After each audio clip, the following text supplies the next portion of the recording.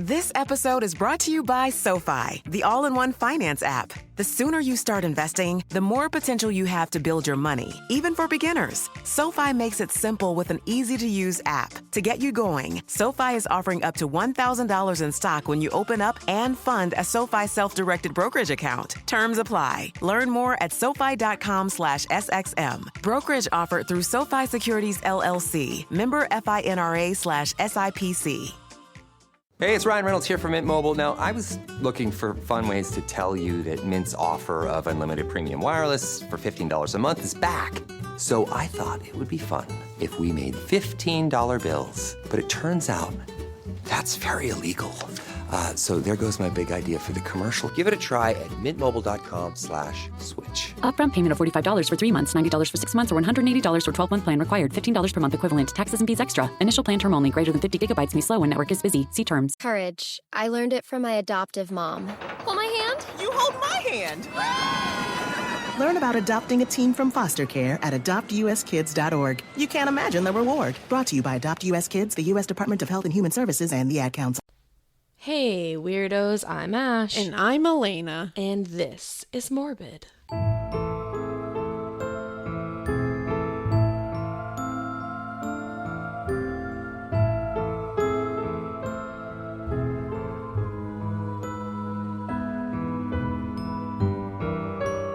It's Morbid in the morning again. The AM sessions. We are here, and I am a cyclops right now. Yeah, it's a look. In case you don't know what I'm talking about, I don't know if anybody remembers a couple of years ago, if you've listened to this podcast, my oldest, when they were like 2 years old, accidentally poked my eye and like truly demolished my eye. Did some damage. Like did some real damage and like almost had to have surgery on my eye. It was real bad.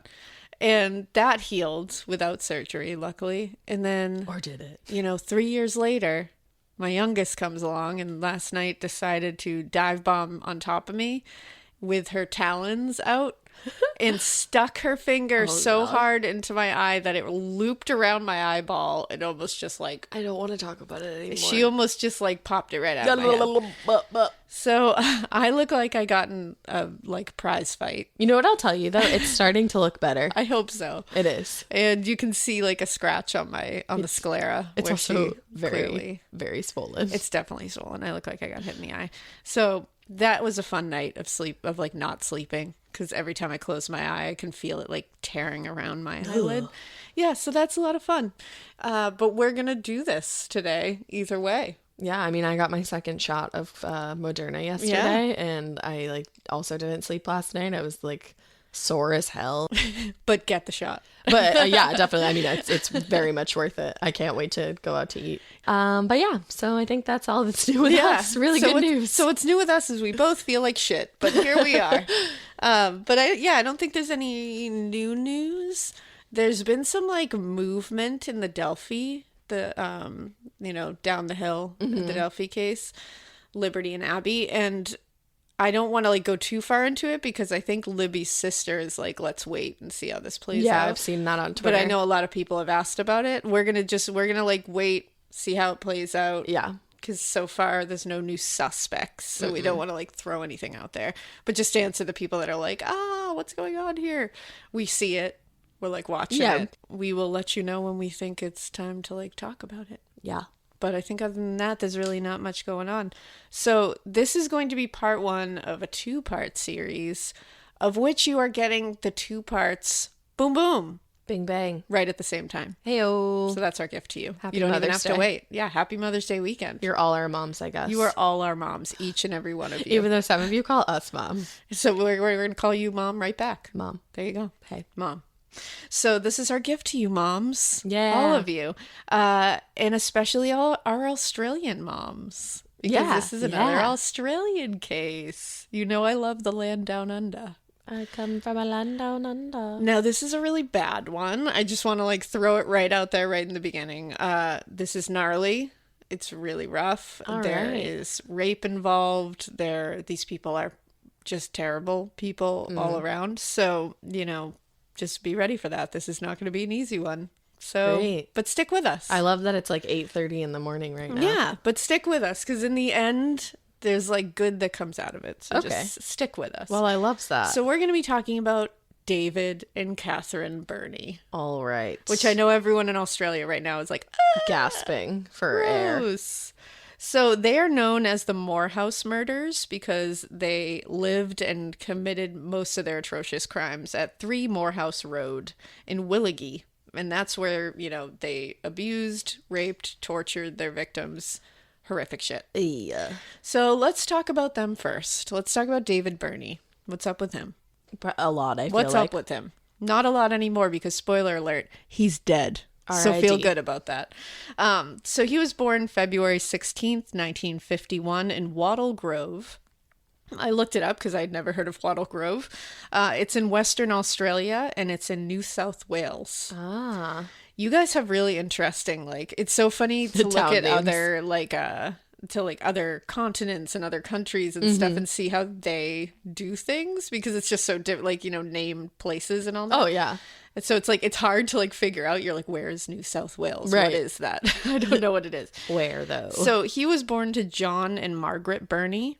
A priest who married the two of them, his parents, said when he performed the marriage, he knew it wouldn't lead to anything good. So when his parents got married? Yeah. Oh, great. And the priest literally said, when I married these two people, I was like, nothing good is going to come out of this. Well, priest, why did you do it then? I think he had to. But all that's really known about John, his father, there's not a lot known. He was really quiet, kind of like a meek man. He was a Baptist, and he was known to have a very pronounced stutter, which like made him very nervous around people. So that's sad. Yeah. And he was very quiet. He was the quiet of the two. He wasn't the yeller and the screamer. Yeah. That one went to Margaret. Margaret's the yeller and the screamer. Marge. Margaret's like, she's a fucking monster. I want to say, like, I think that would be a good way to describe her. She was like a chain smoking alcoholic. She abused her children emotionally and physically. She was a legit demon. He had 4 younger siblings, so he was the oldest of 5. His home growing up was filthy. Why would you have 5 children if you don't want them? That's the thing that bothers me because these two, like, for sure did not want these kids. Right, so it's like there's ways did to want not. them. And it's like, maybe just don't have them. Right. I don't, like, it's... If you're going You to can do mistreat that. the children, like, don't have the children. And it's like, that's fine. You want to live in your filthy house alone? Have at it. Go for it. Yeah. But once you involve kids... That's fucked up. Shit's getting That's worse abuse. for you. You can sit there in your own filth all day. I don't give a shit. But yeah, she's terrible. So the house was filthy, completely unkempt. They would just leave the refrigerator open all day because they didn't feed their children. They would just let the refrigerator be open. And if you wanted food, even at like 2 years old, you waddle over to the refrigerator and pull something out and eat it. What? Yep. And I'm assuming that things were rancid then. If they're I'm not sure. actually being refrigerated, that's just using the refrigerator as like a fucking pantry. Yeah. So she was just like a witch who didn't want to do anything for her kids, like not change them, not bathe Why them, don't you not do give anything. them up for And adoption then? Exactly. And that included feeding them, apparently. She wasn't willing to actually do anything like that. There were rumors that there was incest in this home. Hey. The kids were in and out of foster care, which it's like, just give them up. Oh, yeah. Like, you don't want them. No. This is not a case of I can't take care of. This is a case of I don't want them. Kids. I don't want them. I mean, she's screaming. People said she would scream and yell at these kids all the time. I think there's a YouTuber named Bella, and I can't remember her last name. She's a true crime YouTuber. She's really great. I'll look it up while you talk. Her name is Bella. I think her last name begins with an F. Ash, we'll look it up. She's really great. You should go listen to her. And she had said that she found a story where David's mother had was on a bus with one of her, like when her child was a baby, one of them. Mm-hmm. And the baby was like screaming. And she just got up, handed the baby to a random stranger, went to the another part of the bus, sat there, just hung out, read a book, did what she did. What? Then when it was her stop, she just took the baby back and got off the bus. If I was the person that she gave that baby to, I would be like, I'll just keep it. I'd be like, I'm It's calling fine. CPS right now. Yeah, are speed you dial. kidding me? Also, it is Bella Fiore. Fiore, yeah, she's really good. Yeah. So go listen to her. I just happened to watch a thing of hers, and I'd watched hers a while ago, and that's when I wrote down, I was like, I got to do this case. Oh, yeah. And I remember her relaying that story somewhere in there. That's so fucked. But yeah, I thought that was insane. So yeah, it's insane. So David attended Sunday school and a local Baptist church. That's the only thing she did do, is bring her children to a Baptist church. His teacher, when he was 3 years old at this Sunday school, said she recognized right away that something was off with him. That he was 3 years old. Way more violent than other kids. Yeah, at 3. And he would just sit there at 3 years old and just tear into papers with pencils. What the fuck? Yeah. And the teachers just could see, they were like, he was clearly like emotionally in pain and like a very angry disturbed child. Like right off the right off the bat. I almost said right off the dock, because I thought you said right off the dot. My next thing was in a documentary, and I was like, right off the documentary. I love it. So in a documentary I saw, one of the teachers said that they looked at him and just said, you don't even have a chance. Oh, that's sad. Yeah. A lot of people said the same in this documentary. They said that there was like a real stigma around the Birnie family. Like, I mean, yeah. Yeah, they said people would see them and just be like, ugh, the Birnies. Like, they were that family. It's like the oh Pictons. God. They literally were. It was like the filthy. Pictons of Australia. Oh, man. Yeah. He started committing petty crimes at the age of 8.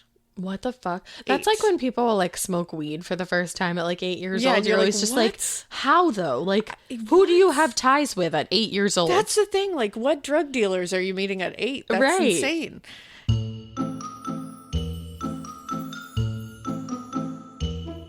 Adobe Firefly is the all-in-one creative studio with AI-powered image and video editing for today's creative process. Built for creators of every kind, Firefly helps you generate, edit, and experiment fast. Because the asks aren't getting smaller, the budgets aren't getting bigger, and the timelines, oh yeah, still tight. With all the best creative AI models in one place, Firefly brings your ideas to life. Unlock a better way to make with Adobe Firefly.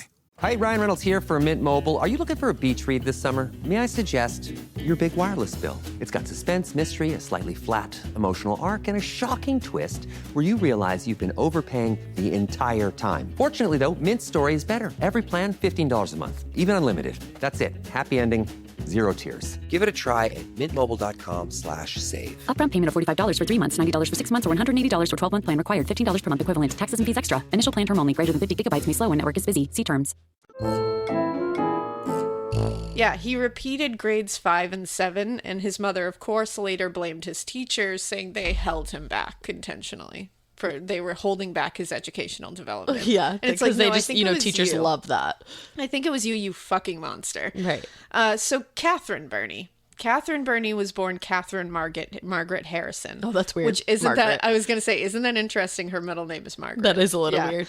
She was born, because she's even worse monster, so that's good. She's worse than him? Oh, yeah, she's worse than his mother. But, on a different level. Gotcha. So she was born May 23rd, 1951 in Perth. Her mother died during childbirth when she was only 2 years old. Oh, that's sad. She was having her little brother, and her little brother died only a few days after that. Stop. So that's rough. She moved with her father, Harold, to South Africa for a little while. Oh, shit. But he was not able to care for her. Some of the things I saw said he was abusive. Some said he just didn't want to take care of her or couldn't take care of her. So either way, not a good situation. No.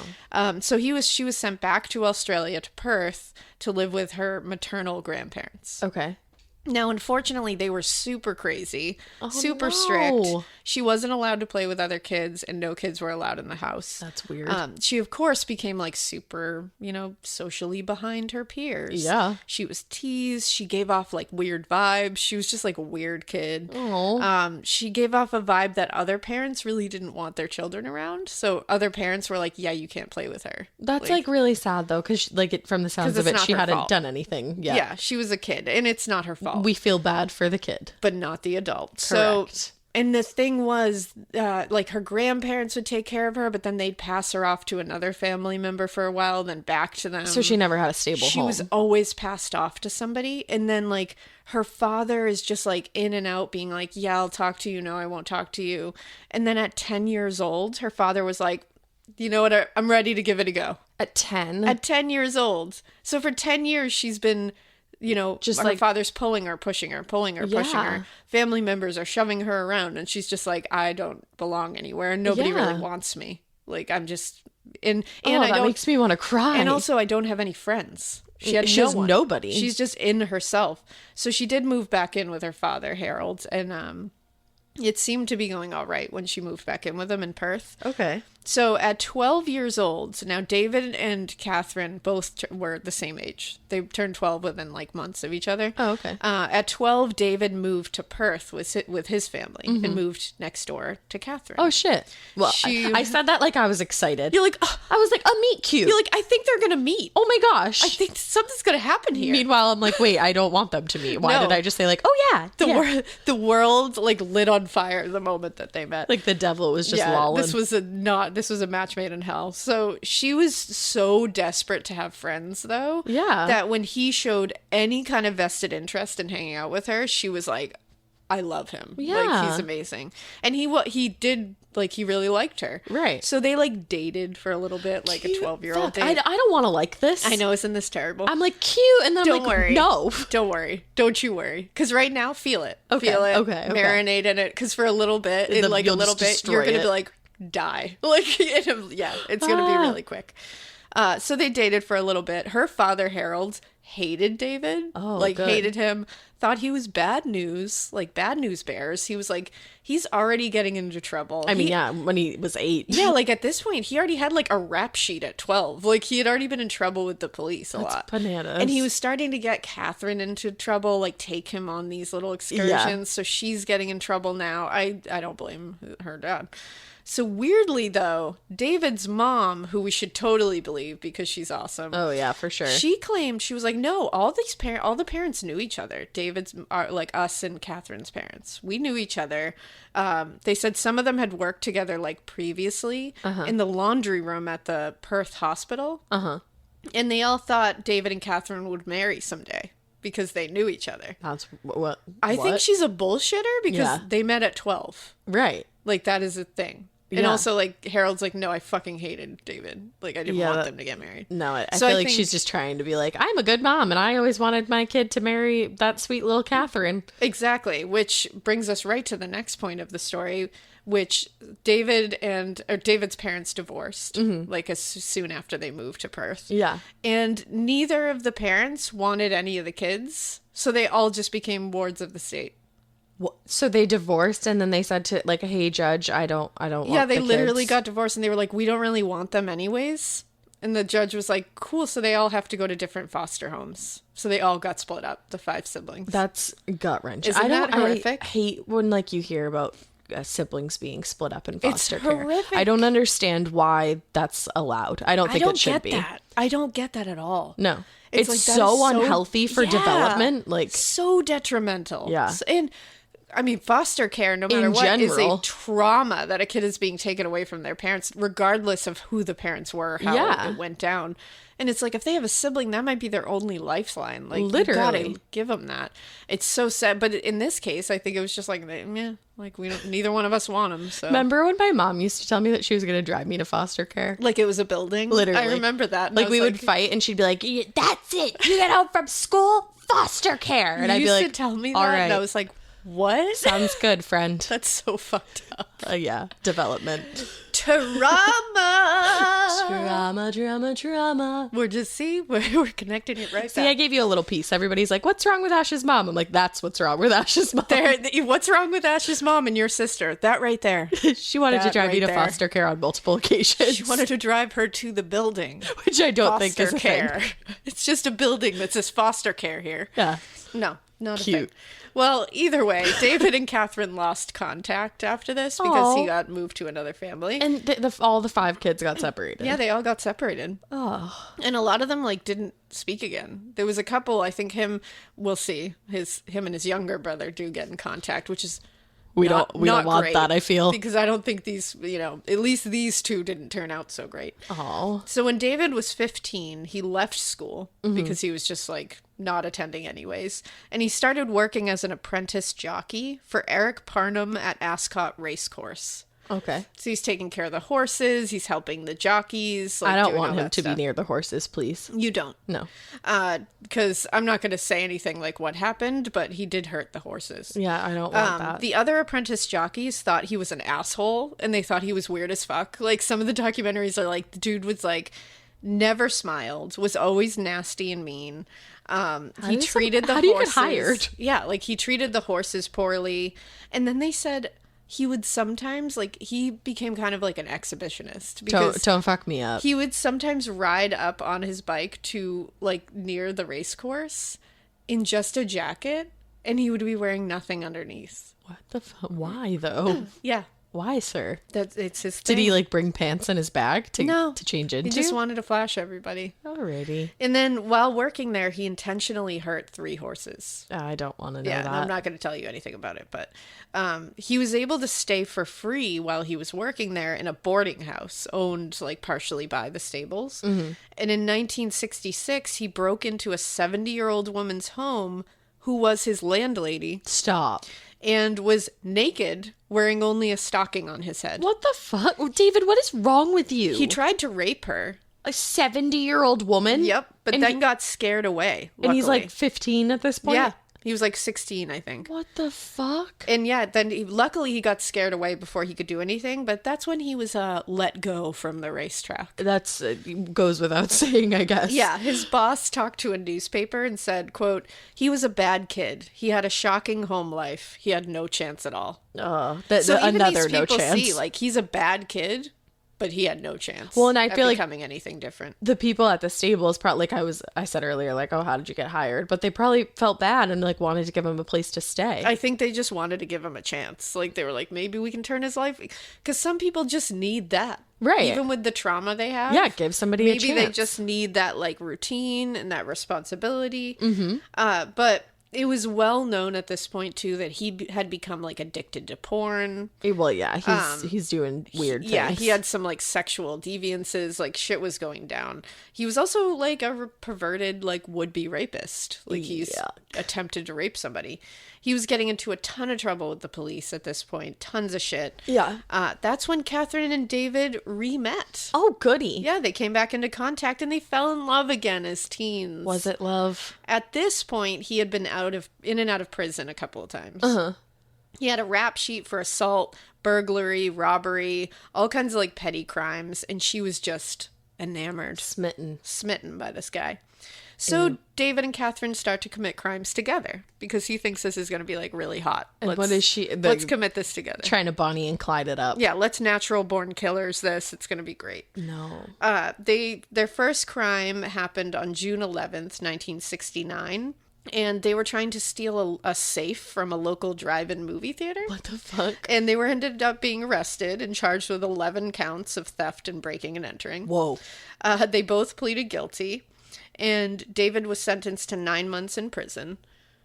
And Catherine got a little less of a sentence because she was currently pregnant at the time. Oh, no. With another man's baby. Oh. Yeah, there was a lot going on. Okay. A lot going on. So they actually went up in front of the Supreme Court, and their sentences were actually increased when they went in front of the Supreme Court. David got 3 more years on his sentence of 9 months. Oh, damn. And Catherine got probation, and it was actually increased by 4 years, her probation. Wow. Yeah. I love that they were like, appeal. And then the judge was like, nah. No. So June 21st, 1970, David actually escaped prison. And where did he go? You know, I felt that. I felt like we were headed that way. Of course. And where did he go? To Catherine's. He went straight to Catherine because they love each other. Love. And they went on a crime spree together. Bonnie and Clyde type shit. You know? Home invasions, burglaries, robbing people, like all that fun stuff. It's like, if you're going to escape jail, why not lay low? No, they're not going to do that. Like, they're going for it. They're natural born killers. I don't know if you know that. I hate it. They went in front of the court again in July of 1970, and this was after their crime spree. And when they were caught, they were charged with 53 counts of trespassing, illegal operation of a motor vehicle, burglary, robbery, like all kinds of stuff. Jesus. And when they caught them, they had like weird shit with them, like disguises. They also had dynamite with them, so I don't know what they were planning to do with that. What? Yeah, and David was sentenced to 2.5 months in prison For having dynamite on him. Catherine, Where does one purchase a dynamite? Yeah, I have no idea. I always thought it was just like a tick, tick, tick, tick, boom, dynamite. Like, that's all I thought of dynamite. Maybe it is. Maybe when you go pick it up, you have to be like, tick, tick, tick, tick, boom, dynamite. We're They're like, we here got one of tonight. those. Yeah. We have one of those. Here you go. Wow. The dynamite store. That's where you go. Dynamites are us. I feel like it would be at Costco, personally. It's like the pool place, the dynamite den. That's love where it. you go. Love it. Here That's for where it. you go. Well, Catherine got 6 months in prison, and she had the baby while in prison. That stresses me out a lot. The baby was taken away right away. That's what makes me really terribly sad. She wasn't allowed any contact with David at the time. No writing letters, nothing. Wow. They cut it right off. Damn, they even let Myra and Ian. Oh yeah, well they do later, so don't worry.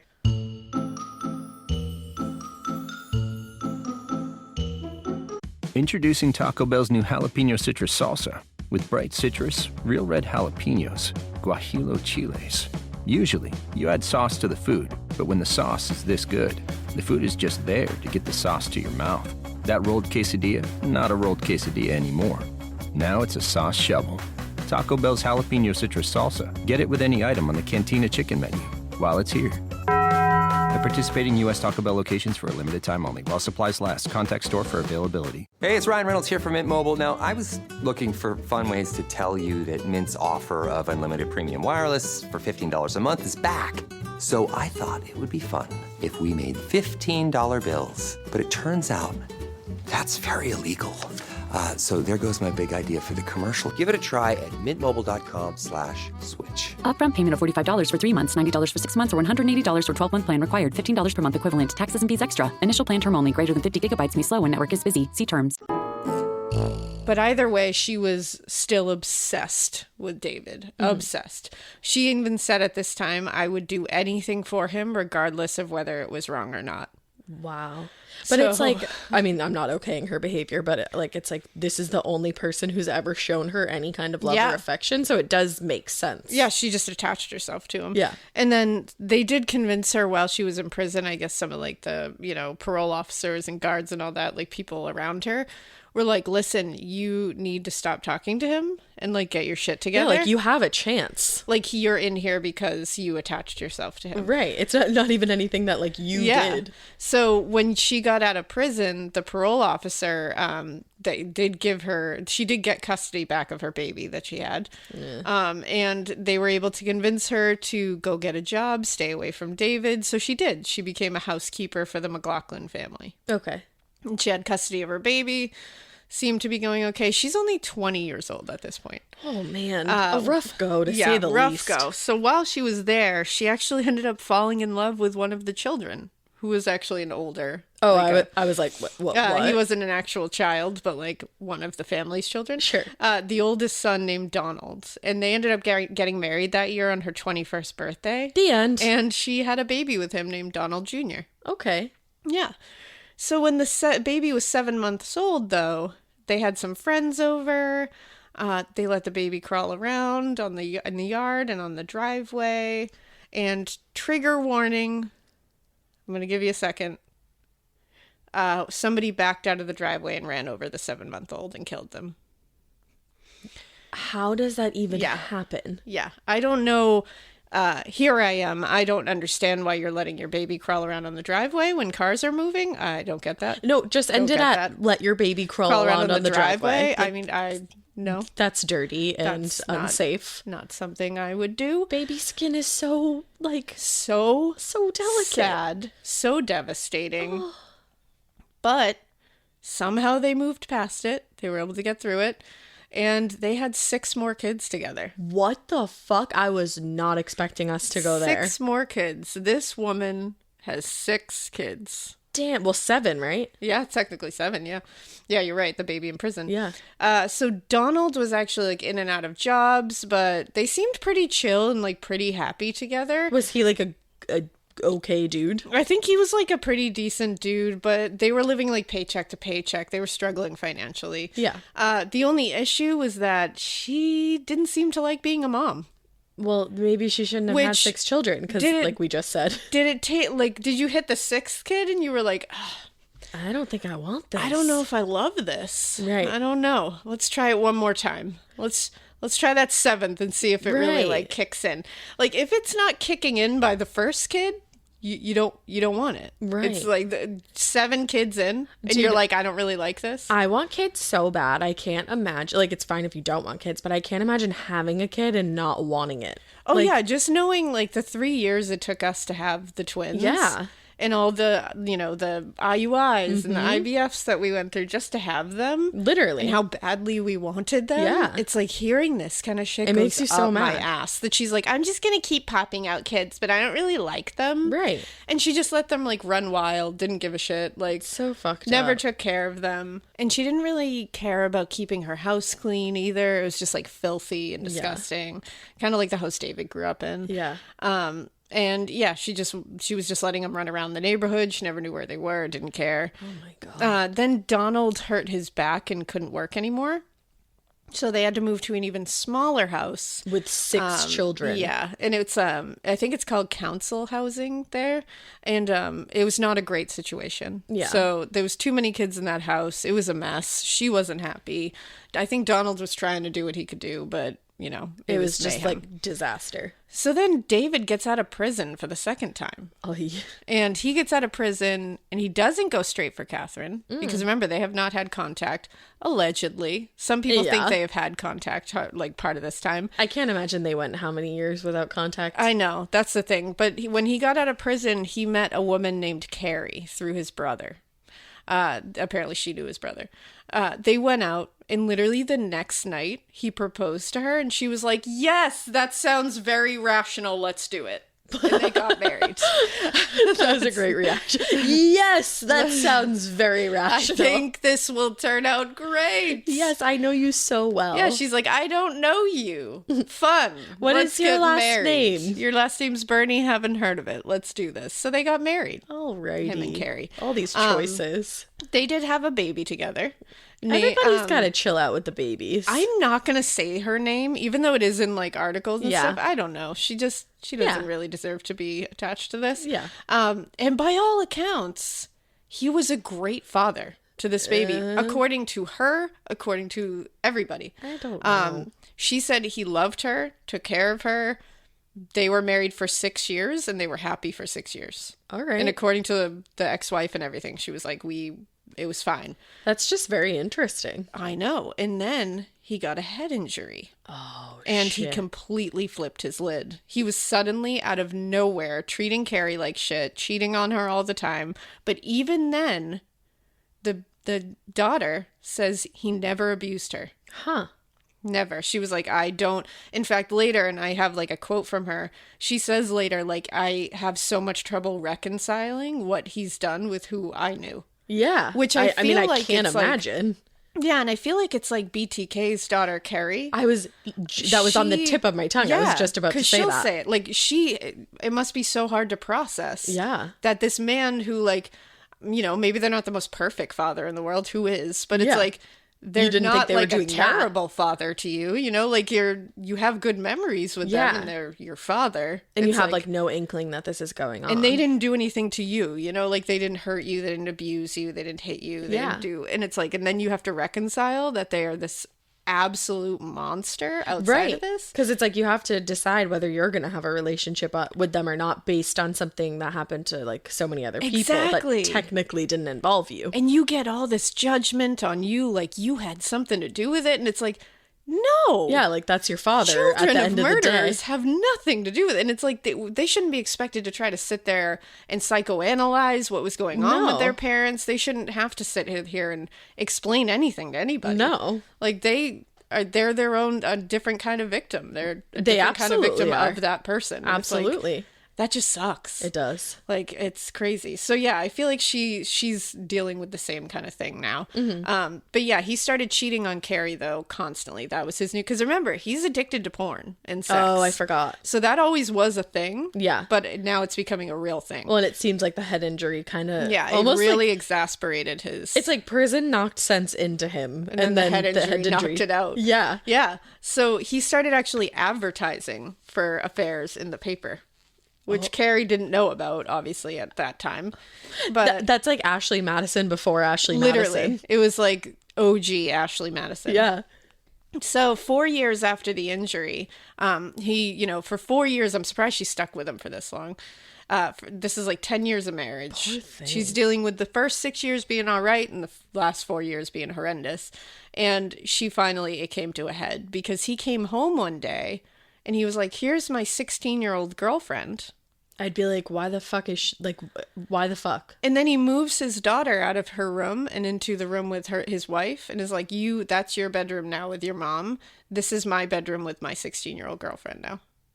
And Carrie said, what? And Carrie was like, no, sir. And she left and was like, okay, bye. Good. Because I was took her daughter. What? And was like, no, bye-bye. That was it. Fuck? Like, that's when she had enough. Yeah. That poor child, too, was probably just like, what, Dad? Because at that point, she's like, excuse me? Like, you can't have a girlfriend, and definitely not one that's a minor. And you can't take my bedroom. Like, what the hell? So David finally, now his wife and his daughter have left. David then is like, time to find Catherine. Time to find Catherine. The one that got away. Because things are going great. So I think we should really put the whipped cream on this sundae and go grab Catherine. He's like, you know who will fuck things up to the extreme with me? Catherine. Cat. She's the one I gotta get. Yeah. These cat two, came back. by the way, like when you look at them together, you're like, wow, rarely have I seen two gnarlier looking human beings who have found each other. Like, they are both just miserable looking, like crotchety, miserable, just like, bleh. Oh, golly. They both have hollowed out eyes and just like dead-eyed, frowny faced demon faces, really, is what they have. Yeah, his nose is a lot, and her vibe is a lot.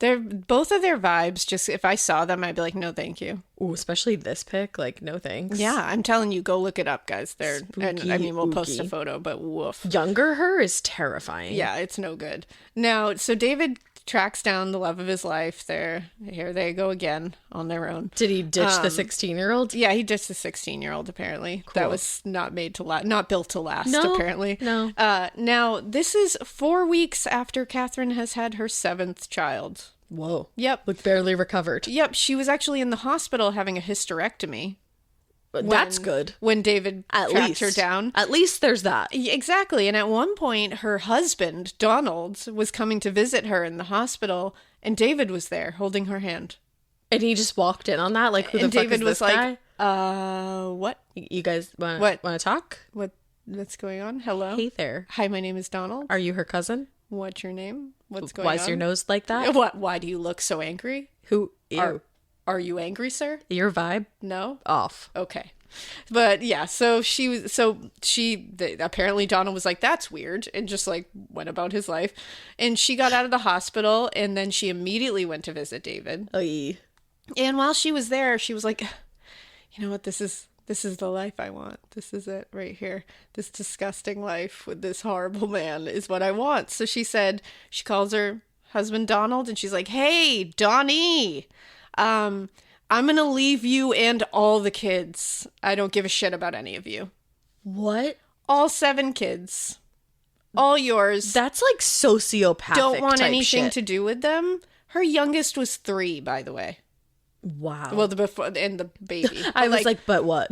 And the baby. She had like a fucking she left a newborn and a 3-year-old. Yeah. And who knows how old the other ones were? Like probably so young. When you say someone can be called a cunt, Catherine absolutely can be called a cunt. And so can David, for that matter. 2 cunts. Yeah, because he's just like, oh, okay, cool. I'm going to abandon my child too, and you abandon yours, and we'll get together.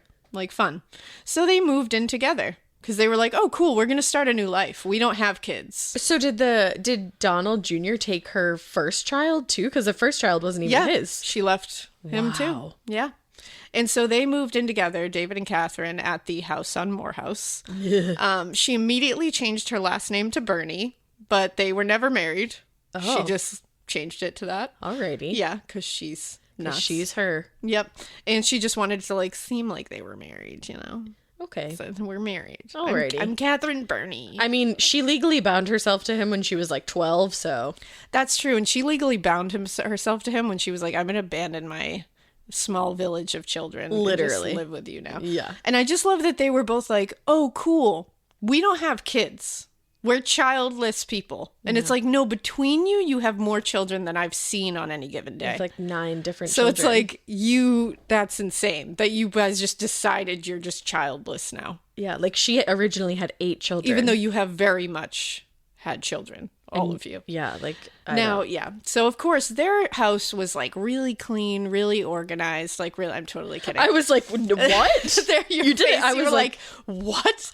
I was like, how did they just change their pathology all of a sudden? Their house was an absolute cesspool of like shit. I don't understand it. I don't get it. They lived disgusting. Like they Picton style. Like they were disgusting and dirty, just like they were. Like they're disgusting and dirty. Last night I baked a shit ton for Mother's Day, like coming up, and I was like, you know what, I'm gonna leave those pans in the sink. Like I can't right now. And then I took a shower and I went back out and I was like, I can't leave those pans in the sink. No, I can't overnight. go to sleep with pans in the sink. I cannot do it. And luckily neither can John, so we're both crazy that way. So there will never be dishes in our sink. I love that.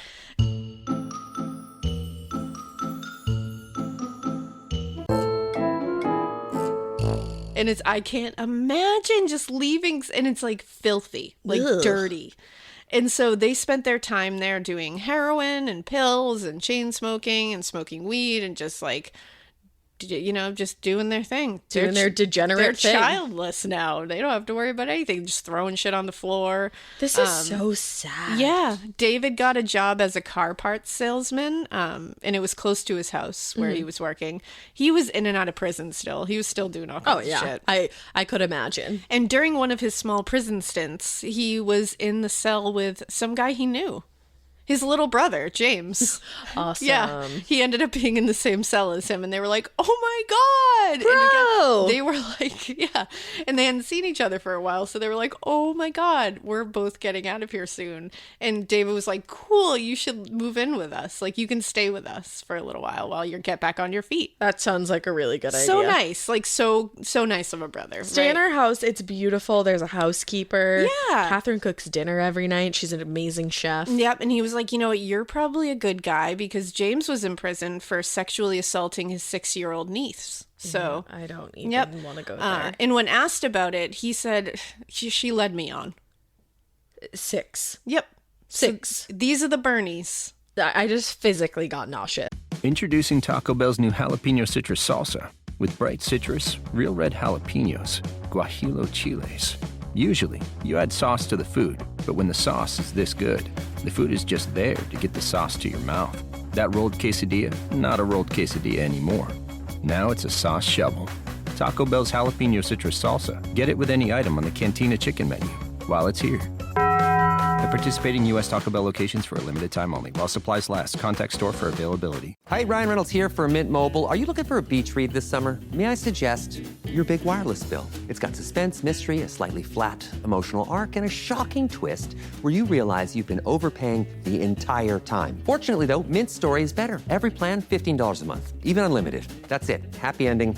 Zero tears. Give it a try at mintmobile.com/save. Upfront payment of $45 for 3 months, $90 for 6 months, or $180 for 12-month plan required. $15 per month equivalent. Taxes and fees extra. Initial plan term only. Greater than 50 gigabytes may slow when network is busy. See terms. Yeah, I literally had to stop myself from heaving when I saw that. But what the fuck is wrong with people? You can't even begin to unpack that. No, you really never. I never want never to. in my life. I don't ever want to understand that. Yeah, an island. Let's get an island. Let's throw all of them on the island. Of misfit and motherfuckers. they'll all just die out eventually. Ugh. I think we should do that. I'm not even kidding. I would happily be like, let's put all pedophiles on an island. 6,000 gajillion%. I'll never waver out of that stance. That's why they deserve to rot on an island. You have children. Yeah, fuck those people. Yeah. So he was sleeping on their couch. So already this house is just getting warmer and warmer by the day. We're just straight up nasty. This house is a very, very, very bad house. This house is leaking, oozy cesspool. Yeah, you walk by it and it like, I guarantee you walked by this house on Morehouse Road and you were like, why does it glow green? Like, why is there no, just it was a literally green Monster haze? House. Yeah, it's just like, what's happening in there? All of a sudden you're walking and it's like sunny, but like there's like a cloud Just and it's one raining cloud. over their house. Yes, it's just like hailing over And you their just hear house. like the Jaws theme song as you approach the house. You're just like, what's happening in there? Yeah, it's no good. So James is sleeping on their couch and he quickly learned more and more about his brother because now he's obviously, involved, fucked up sexually, and now he's learning his brother also is. He's addicted to porn and sex, and he's very aggressive about it. Please don't tell me that they bond over this. He had a huge collection of porn around the house that was just like strewn around the house because he's fine. He doesn't have kids or anything. He can just throw it anywhere. And Catherine's like, this is so cute. I love it. And he needed to have sex 5 to 6 times a day. Oh, that's hilarious. We're both like, LOL. That's insane. I think I would physically die. Combust. I should like. No, that's no. That's a lot. That's a lot.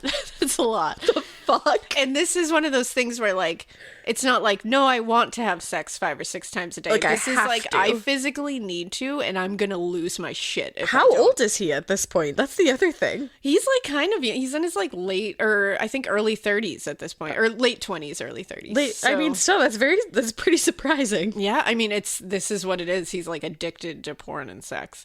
And he was always, that's why he had all those like weird proclivities where he would want to like dress in a a jacket and just, oh yeah, you were like, what are you gonna get? I was like, there's more. No, I mean there is. Yeah, but he would dress in like just a jacket and just like ride around like an exhibitionist weird shit. As hell. So he's feel the breeze on your booty. And there was those rumors growing up in that Birnie household of like incest and like fucked up shit happening. I know there was also rumors that like his mom would get a taxi to take to go to the store, and she would just like fuck the taxi driver for like payment in the house, like in front of the kids. Yeah. So there's a lot of really messed up ideas of sex that happen in that house, I imagine. Absolutely. That manifest itself in these children here. Oh, God. Because I mean, look at James, look at him. Yeah, They're yeah. both, That doesn't just come out of nowhere. There's some deep psychological that's a issues learned happening behavior here, which is by no means like an excuse for them, but this is definitely something that was planted early on in their development for sure, because it's too extreme not to be. This is not just, and for one family to have this, that's and all the thing. rumors and like knowing how those parents were, it's just like no good. So yeah, he needed to have sex 5 or 6 times a day, and he kept a small mattress in the living room, like next to the couch where James was sleeping. Stop this. For him to have sex with random women on. And Catherine, did they have like an open relationship? Well, because I guess he started with Catherine, and then they broke up for like a brief period of time. Oh, okay. And he would also just bring girls in because he was like, no, I need to have sex 6 times a day, and if you're not around, I'm going to find someone who is. Oh, right. Like, that's how intense he was. And also, James said that he noticed that he would use a numbing spray on his like hoo-ha before sex, and it was so it was basically that, like a numbing spray, so that he could last longer. Because it would make it like you can't feel anything. That's what numbing is. Numbing. I think it's because I was just blankly staring at you. You were like, you said that. I was just processing. You're like, numbing. I was like, you don't like, feel it. Like numbing makes, like they do that so you can't feel stuff. I was like, I got it. You were like, no, I don't. That was great. But yeah, you just like, and so he was really, this episode is truly something so far. It's really something. And he went hard. I don't want you to say the word hard again, please. Yeah, that was a poor choice of words, and I apologize for that. But yeah, so, we're here. We're here. Here we are. We're in it. This episode is squalor regardless. It's squalor. It's filthy. It's his unkempt house. That's what this episode is. I am nausea at this point. And we haven't even gotten into like the anything about the crimes. This is just who they are as people. Oh, yikes. So then, Catherine and him got back together. They got back on the regular bullshit. But was the mattress still there? Mattress was still there. There, ready to go. I feel like it's so stinky. Yeah. And so for his I almost said his brother's 21st birthday, he said, "Hey, James, come here." No. And James was like, "What?" And he was like, "Do you want to have sex with Catherine?" No. For your 21st birthday? I thought you were going to say that like he got him like a sex worker or something. No. His gal. No. He was like, "Here. Catherine's here," which reminds me of like Carla Homolka and Paul Bernardo, how she was like, "Do you want my sister?" Or like I birthday? can just like pretend to like be we can her. I can just give you that. Like this is no one has any autonomy like besides them. Like Catherine's just like, "Would you like her?" Well, and honestly, like that's weirdly incestual. Like it is. Like there's weird shit happening here. No. So that was actually the first time that James had sex with a girl was with Catherine. Oh. And at one point, David went without sex for like a night, like a whole day and a night. So he was insane. Like literally, like James was like, he was off his rocker and he was begging James to just let him have sex with him. That's how like out of control he was. He wanted his brother to have sex with him. Which, in case anybody was wondering whether incest happened in that house growing up, hello. That's your answer. That's your answer right there. Yeah. So that just shows you what was happening in this house before they even began murdering people. Well, wait, so do you know if they did or not? I don't know. I just feel know like it was a thing. It's better to have not known. It's better to not know. It's better to just know that that's how desperate he was and how much he couldn't go without it in his own mind. Now, because his sexual appetite was clearly so insatiable, like insane. Yeah, to say the least. They quickly just like became bored of having sex with each other, Catherine and David, especially more so David. Like Catherine was doing what she could to keep up, but David was like, eventually I need more. So he was like, I'd like to like spice things up. So David and Catherine, they talked about it and they were like, what can we do to really make things different here? And David was like, well, I've always had like this thing about like abducting and raping a woman, which is like very interesting when your partner, it's good to communicate with your partner, I think.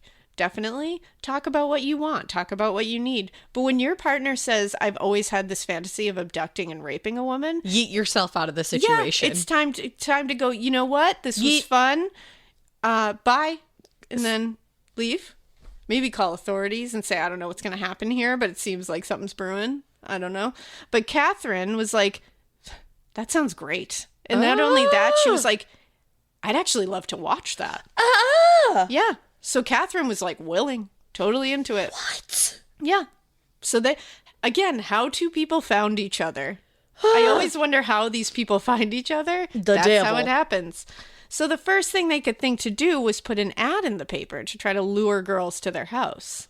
Why are they being so upfront about this? Yeah, they love ads in the paper, too. They're like, let's just let a paper trail. That's what we're looking for here. And I mean, the 70s, hi. So the ad that they put in the paper, they put an ad in the paper that said, urgent. Looking for a lonely person. Prefer female, 18 to 24 years. Share single room flat. So they're making it like, oh, do you want to live in our house?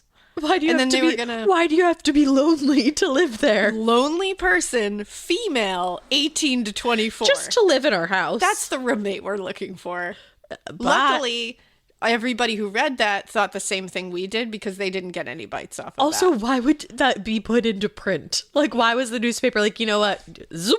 The newspaper was like, this is probably fine. Like, this won't. No. You know that like whoever was like typing it up that day went home to their wife or husband and was like, get this. It was like, what the You fuck thought that my job was boring? Get this. And it's like they pay for a spot. They paid for it. I think they just have to print it. It's like, they're technically not threatening anyone. They're not like, just want a lonely lady. It's a weird one, but you just got to be like, all right, there it is. No one answered that. The most ominous ad. Right? Urgent. I know. Urgent. I hate that part. Yeah. So apparently the two of them didn't really have like a specific girl in mind or anything.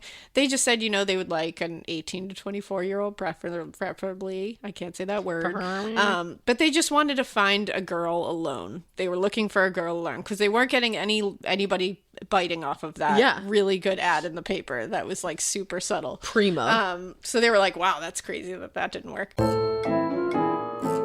So the first victim who ended up not being, I say victim because she was like stalked, but she survives. Okay. But it's still like a story that is very scary. Okay. Her name was Audrey. He would stalk her outside of her workplace at a real estate company. David would. He just like found her. He just saw her and he tried to get her to leave with him many times. Like was like, oh, I'll drive you home or blah, blah, blah. And she said he came back every day for at least a week. He was making suggestions like, I only like brunettes with brown eyes. As soon as I was alone, he came in. And she said she was super creeped out by him right away. And this was happening for a week straight. And she was like, it was escalating to the point I was like, something bad's going to happen. Yeah. Now she called her husband and her husband came in and scared him away. I love it. And he never came back again. But it's 100% positive that was intended to be their first victim. Absolutely. He was 100% going to try to take her home. That's so scary. So she got away. She wasn't lonely, David. She wasn't lonely. I love that her husband came in and was like, no. Yeah, like, go fuck like yourself. Not going to happen. And smart of her to be like, I'm going to call someone else in here and scare the shit out of you. Hell yeah. So Catherine would, now, when they would like look for a person, they had a code system that they would use. Of course. Very Myra and Ian. Exactly. Now, there's a lot of parallels to Myra and Ian in here, and like we'll see. And so Catherine would give David the go-ahead that this was the person she wanted by saying, because usually what they were thinking after this, they were like, all right, he's just stalked someone, didn't work. Yeah. They put an ad in the paper, didn't work. We're just going to have to pick people up. Right. And give them rides home. Yeah. So they said, when we get someone in the car, if both of them are down, because David said Catherine had to approve of the person. So Catherine would say, I've got the munchies. And if David thought the person was a good match as well and was into it, he would say, quote, I've got the munchies too, darling. That's foul. And that was how they sealed whoever's fate was in the backseat. Never again. I hate that you ruined munchies for me. Sorry. It wasn't me. It was Catherine and David. They ruined it. Fuck them. So October 6th, 1986. No, thank you. Mary Nielsen, 22 years old. Oh. She was a student at the University of Western Australia. She was majoring psychology. She worked part-time at a deli in Adelaide. She was like a really just like good, hardworking girl. Yeah. Like doing her thing at university. She was adorable. Like they were all so pretty. Like every girl, like they were so adorable. And all of them were like really sweet from good families. Like just with like futures and lives just ahead like of real them. futures ahead of them. Just not doing. Introducing Taco Bell's new jalapeno citrus salsa with bright citrus, real red jalapenos, guajillo chiles. Usually, you add sauce to the food, but when the sauce is this good, the food is just there to get the sauce to your mouth. That rolled quesadilla, not a rolled quesadilla anymore. Now it's a sauce shovel. Taco Bell's jalapeno citrus salsa. Get it with any item on the Cantina chicken menu while it's here. At participating U.S. Taco Bell locations for a limited time only. While supplies last. Contact store for availability. Hi, Ryan Reynolds here for Mint Mobile. Are you looking for a beach read this summer? May I suggest your big wireless bill? It's got suspense, mystery, a slightly flat, emotional arc, and a shocking twist where you realize you've been overpaying the entire time. Fortunately, though, Mint's story is better. Every plan, $15 a month. Even unlimited. That's it. Happy ending. Zero tears. Give it a try at mintmobile.com/save. Upfront payment of $45 for 3 months, $90 for 6 months, or $180 for 12-month plan required. $15 per month equivalent. Taxes and fees extra. Initial plan term only. Greater than 50 gigabytes may slow when network is busy. See terms. Anything they shouldn't have been doing at the time. It's like literally just living their lives. It sucks. And she met David while shopping at the spare parts yard that he worked at. She was looking for a tire, and he was like, hey, he like pulled her aside and was like, hey, I can get you cheaper tires for your car. Like, you just, like, here's my phone number. And you're 22. You're like, hell yeah, brother. Exactly. You're like, yes, If I I work was- part-time at a deli. Of Yeah. course I need, like, cheaper tires. If I was 22, I'd be like, awesome. I'll call you. Exactly. And his coworkers at this yard, by the way, said that they thought he was very smart, which a lot of people said he was smart.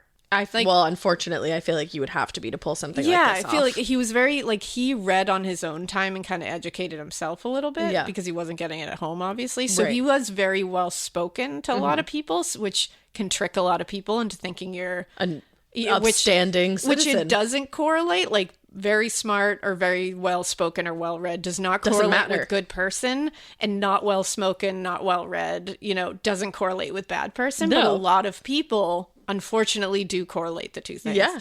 So that's a lot of the reason he was able to manipulate a lot of people and charm them. Yeah. And so his coworker said, yeah, he was really smart. You just got so Boston.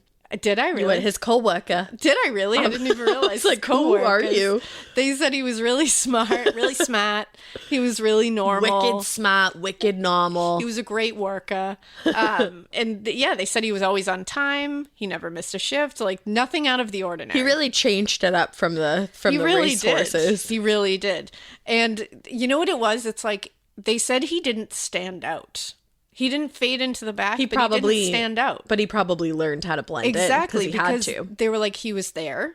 He was never late, so we never had to think about him much. Right. He did his job. Yup. He talked to us. Yup. And that was it. I wouldn't sit there and say I want to, like, hang out with him every night. I wouldn't say I don't. It's Yeah. just, he's there. He's there, yeah. David. Oh, that's my coworker David. No Right. big deal. Yeah. Which is interesting, because I feel like a lot of these people either are shit at their jobs or they go above and beyond and are like, oh, he was my favorite worker, and Yeah. I can't. And it's like, he really just He was in the floated in in-between. that middle, which is interesting. I don't think a lot of them really do that. Wait, I just realized that not once have I said, ew, David. Ew, David. Oh my God. How have I not said that? Wow. What a missed opportunity for both of us. I know, but I'm going to really up the ante in part 2, probably. Ew, David. Yeah, Ew, you're gonna use David. that a lot. Oh, David. That's so perfect. David. David. I'm so good at it. You are Do you good want to at watch me do the entire A Little Bit Alexis dance later? I think everybody listening does. So we'll put that on the Instagram. I'm a Lamborghini. I'm a Hollywood Guys, star. if you haven't watched Schitt's Creek, do it. You have to. So, poor Mary. Let's go back to Mary. Yes. Her parents were out of town, and she didn't have somebody that, normally she would probably call her parents and be like, hey, can you pay for these tires, or like, help me out. Yeah. And they were like, we would have. Like, she knows we would have, but they were out of town. And she's probably like, oh, you know what? They're gone. I want to do this myself. When they come home, they'll be so impressed that I did this. Exactly. She's like, you know what? I'm going to get this done. Yeah. And she's like, what luck that he's going to do this for me. So she called him because he gave her a number, and he was like, cool, come to my house. No. And I'll give you, we can do the tire thing. He's like, we just can't do it there because, they want to charge you a lot, and I don't want them to know that. Which I'm doing honestly, this. I like now, obviously I wouldn't, just based on the job that we have. But like, younger, you can get why she would be bamboozled. absolutely. Yeah. So on October 6th, she went to his house to pick them up. David answered the door as soon as she got there, and he immediately held her at gunpoint. Immediately? Pulled her right in the house.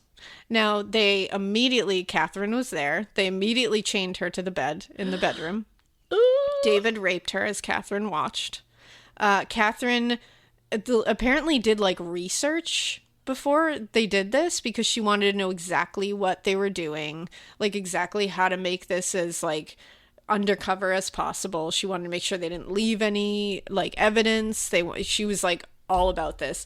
And then she took the time while he was raping her to take notes on what he liked and what he didn't like. What? Yep. How in your mind do you what? Yeah. What? And she also took pictures. No, Yep. that. Now, according to Catherine herself, she said this is when David was like, maybe we should also kill people. Like, No. he was like, this is fun. Like, this is nice. But I'd really like to kill people too. Like, can we kill her? Like, saying this in front of her. Like, was literally like, do you think we should kill her? Oh my God, this poor girl. Yeah. She said he had never said he wanted to kill someone before that. He had only talked about abducting, raping. That was it. Right. But she was like, whatever David wants, right? Well, and you said she did so much research on like not leaving evidence. Exactly. When you fucking rape someone, there's So a she whole was lot like, of evidence. I think we should do it. Whatever David wants, David gets. Oh, this is so horrible. Yeah. So they took Mary out to Glen Eagles National Park, where he raped her again, and then used a handmade garrote made out of a tree branch and rope to strangle her. Oh my God. He then stabbed her in the chest because he read somewhere that stabbing someone speeds up decomposition. What the fuck? They like researched this before. And they buried her in a very shallow grave in the forest. That's so sad. After that, they took Mary's car and left it near the police station. Yeah. Interesting. And this was apparently something that like they read somewhere. All of the things that they did, they were like, well, I read it somewhere that like you're supposed to do this. Where the fuck are you reading this shit? I know. Like, I understand like speeding up decomp like that. I understand there's probably sources on that, but like leave their car near the police station. Like, exactly. Well, and that's that's not what right they would how-tos. do. They would leave the cars somewhere else. Like they would bring them somewhere else. So that was their first victim. It's horrific. Mary Nielsen, 22 years old. 22 years old. October 20th, only 2 weeks after that, October 20th, 1986, they're like, we're in the clear. Right. No one's like finding her. It's fine. So they started looking for their next victim because they're like, it's been 2 weeks. What are we doing here? Right. And they'd been driving around for a couple of hours that night on October 20th. And that's when they spotted Susanna Candy. She was 15 years old. Oh my God. She was hitchhiking along Sterling Highway when they found her. I say hitchhiking. Some sources say she was hitchhiking. Some say she was just walking. Okay. So I'm not sure which one is correct because there's plenty of sources on both of them. So I'll say both. She was a student at Hollywood Senior High School. She lived at home with her parents and her siblings. She lived in Nedlands.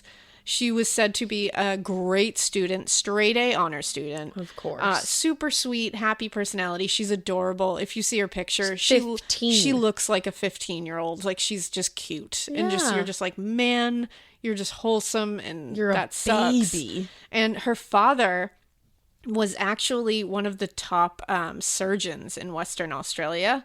He was very protective. Oh. He had all daughters, and he was very protective of them. In fact, he didn't like that she was working, like at all, at like the restaurant she was working. He was like, I really would rather you not be working. Oh. And then he was like, if you feel like you have to work, because she was like, I don't want to like be independent. Yeah. And he was like, okay, cool, but I want to pick you up from work and drive you home. I understand don't want you that. walking. I don't want you taking rides. So he would always do that. Now, this one night, he couldn't pick her up. Oh my, that poor man. Yeah. So, and it's literally, and I think he would like come walk her home. I think it was close enough that he could walk her. He just couldn't. So she tried to get home herself. Stop. Now, of course, the Birnies see her, offer her a ride. And once she got in the car, they immediately held her at knife point and tied her hands together. They brought her back to their home where she was gagged, chained to the bed, and immediately raped by both of them. My God. After David raped Susanna, Catherine got on and they assaulted her some more together.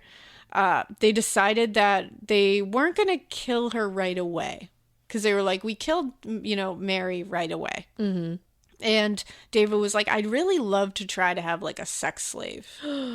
So they were like, yeah, let's do that. So they kept her alive for several days. I don't understand.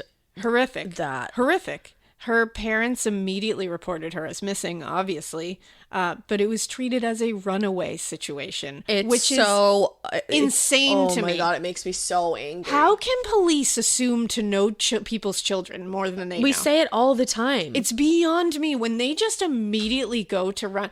It's like the Daniel Morecombe case. He was 13 years old and like his mom was like, no, he was at the bus stop to buy us Christmas gifts. And like he wasn't running away. Me. And it's like, why not just exhaust all the resources and then go, shit, we didn't need to exhaust all those resources. Yeah. You're better off just fucking up in that sense than going, let's not put any resources towards this and then somebody dies. Right.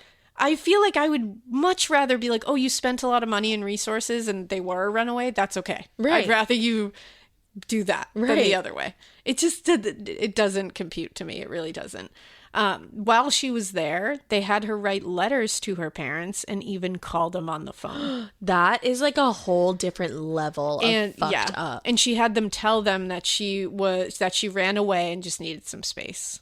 And they probably were like, that is not the case. Well, her parents said they knew immediately. They heard it that in her something voice. was wrong. And they brought the notes that they got to the police station and were like, this is not how this she is under speaks. duress. Right. Like, this is not, she would not run away. I can tell. I know my child. Yeah. And the police were probably like, no, it's fine. Yeah. They just said, they looked at the notes and they said, nothing looks weird.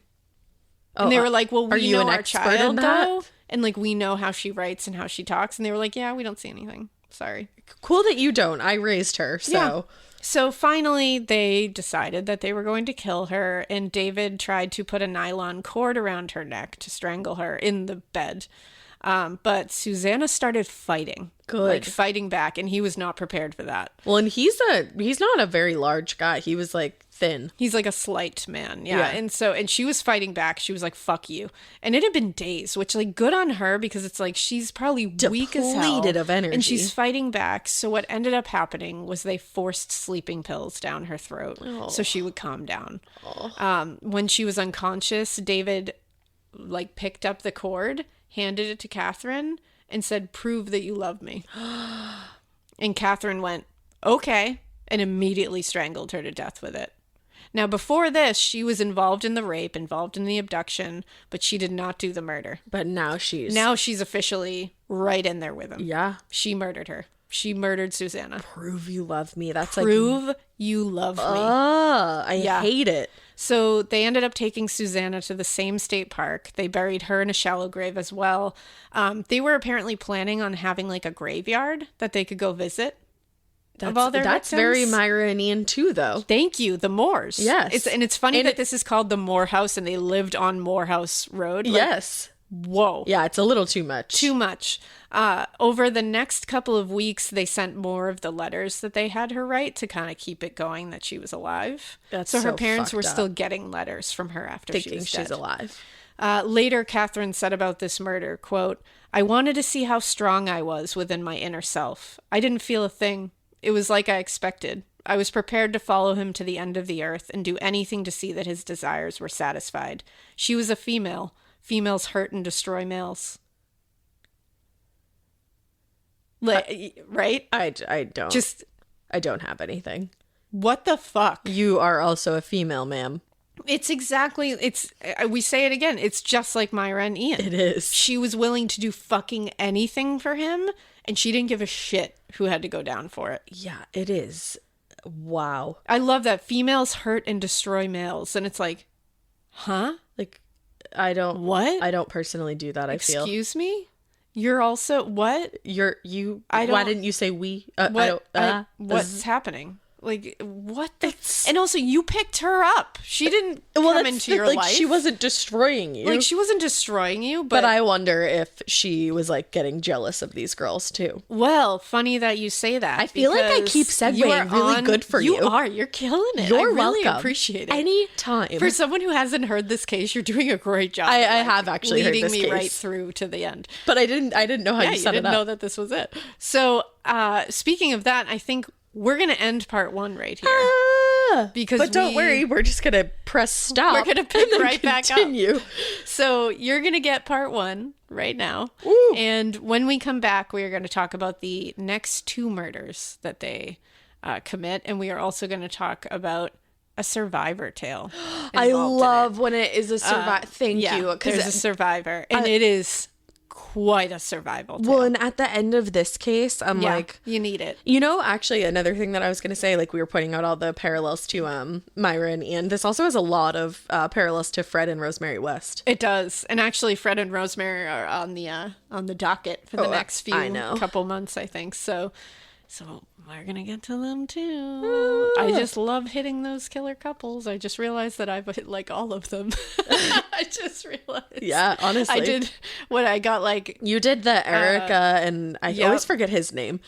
Yeah, and I did the Ken and Barbie killers, Ian and Myra. Yeah. I'm doing the Fred and Rosemary right now. I'm doing this. So yeah, I like a killer couple. I like old Hollywood. You like murderous couples. Yeah.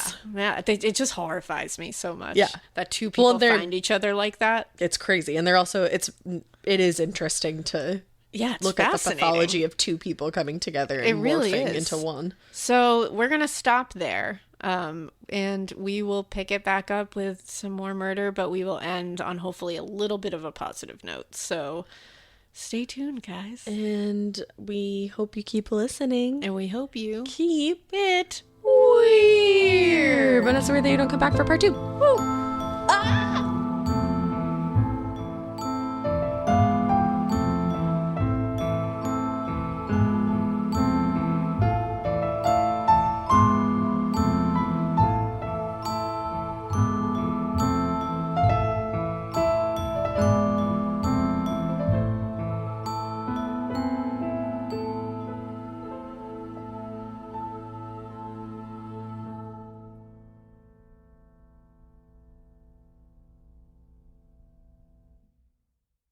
Managing healthcare payments shouldn't get in the way of patient care, but fragmented systems create costly delays and add unnecessary friction. Zealous is here to help. We simplify healthcare's financial complexity by connecting every step of the financial journey for payers, providers, and members.